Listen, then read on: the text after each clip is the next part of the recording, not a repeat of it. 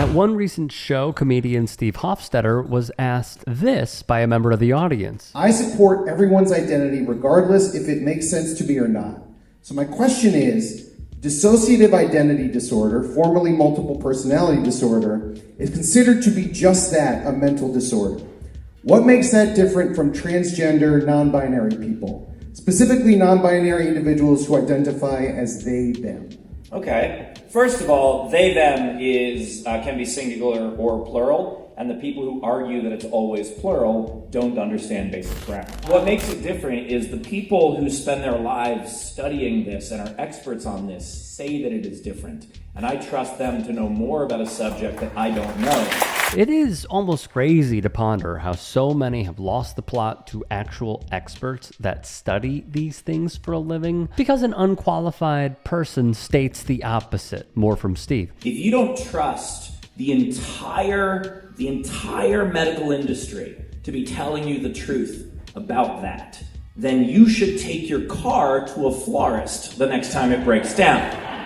Because if you don't trust experts on one thing, why would you trust them on something else?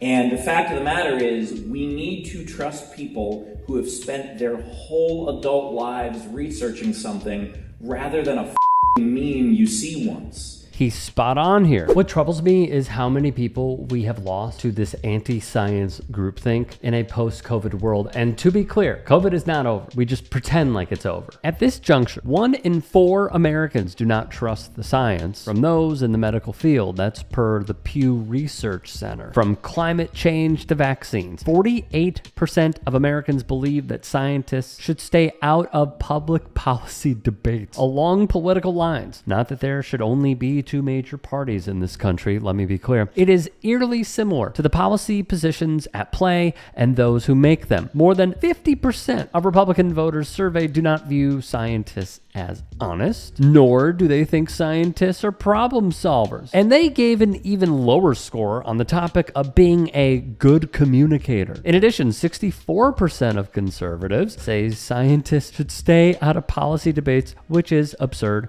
and more say they currently have too much rather than not enough policy influence, 34 to 22%. Another 43% describe their influence as about right. Meanwhile, 2/3 of Dems say scientists should be active in policy debates on scientific issues, and 61% say they currently don't have enough influence in shaping policy. This is largely how we elected a president for the second time who can't pronounce the word orange, botches a pandemic, and have someone leading Health and Human Services who has a literal brainworm. I didn't fully understand dissociative disorder until I met someone who had it, because the way that it's portrayed on TV is utterly ridiculous. But I met a fan who had that and had a caretaker with her because she could become dangerous to herself. And I was talking to her and I had stepped away and I came back and she didn't know that I was there yet. I was walking up behind where they were and she was speaking as if she was like a small child. And then when she realized that I was there again, she kind of shook it off and apologized, like, I didn't want you to see that, that's so embarrassing. And I was like, no, I get that this is something that you're fighting. And it was a lot for me to process because it's not something I had ever seen before. And when you see something that you've never seen before, it takes a while for you to understand it. And I think that that's what's happening now. I think that for the first time, there are a lot of people who are seeing a different gender identity than they understand. And so their first reaction is going, no, that's not a thing. And then if it actually is someone in their life and someone they're talking to, then they start to understand it a little bit more. I agree with this. I agree with what Steve is saying about how our initial reaction to seeing something that we don't understand to try and play off of those instincts when really what it requires internally for all of us is less judgment and more patience. And so I think that what we know as a society right now is very different than what we'll know in 5 years or 10 years or 1 year if they close all the schools. But like, it is something that I don't fault people for having trouble grasping immediately. Every one of us had that moment. Every one of us, anyone who pretends that they got it the second they were told it the first time is lying.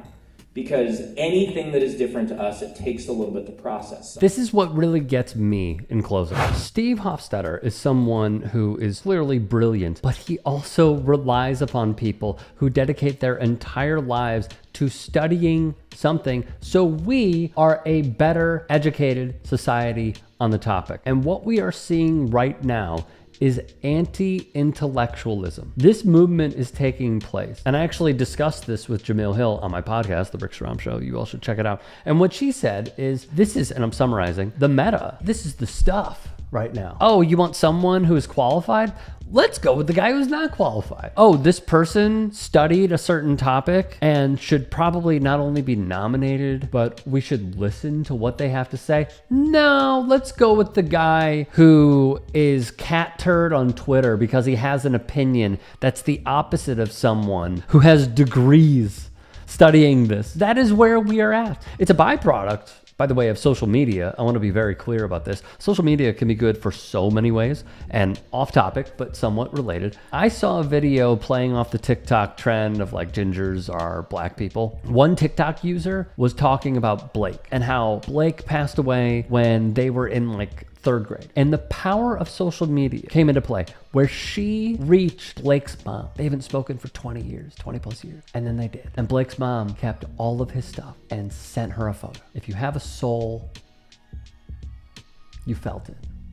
It tugged at your heartstrings. That is the power of social media for good. And then you have DC Drano and Jack Posobiec and people who are influencing policy, who not only have ties to foreign dictators and the Shmooanon movement and push Pizzagate, but are avowed white nationalists. It's a gift and a curse. Because what, I'm gonna be clear, many of these platforms have enabled is this hate, because that is what their algorithms push. You could watch something that maybe you weren't even interested in after you viewed it for a minute. You're like, no, I don't agree with this. I'm going to click off. But it was a Ben Shapiro video. Or you didn't know who Ben Shapiro was and you just clicked on it because you had no idea. Or it was an Asmongold video. You had no idea, so you clicked on it. And you hated it, so you clicked off. Their algorithms are then going to push more of that content to you, whether you liked it or not. At that point, you are enslaved to their algorithms. And if you see an Andrew Tate video, as Hassan even talked about on The Daily Show with Jordan Klepper, it's just going to keep pushing it over and over and over, this misogynistic perspective.